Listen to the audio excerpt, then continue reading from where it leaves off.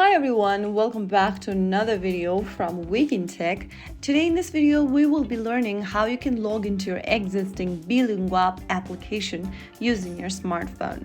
So without wasting much of our time, let's get started. First of all, launch open the Beelinguapp app on your device and make sure that you are inside the home page. From here, go to the bottom right corner and tap More. Now go to the top right section and click the three dots and click on Login in the pop-up. Go ahead and select your login method that you previously chose while signing up for Beelinguapp. I created an account with email, so let me tap on email. If you've signed up using Apple, Google or Facebook, choose the same option and follow the prompts. On the next page in the login area, you'll need to enter your email address and password associated with your account in the correct text boxes.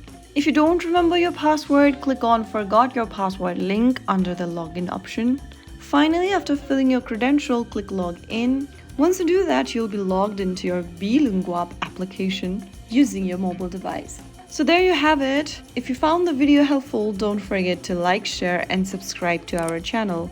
I will be back again in the next video. Thank you for watching.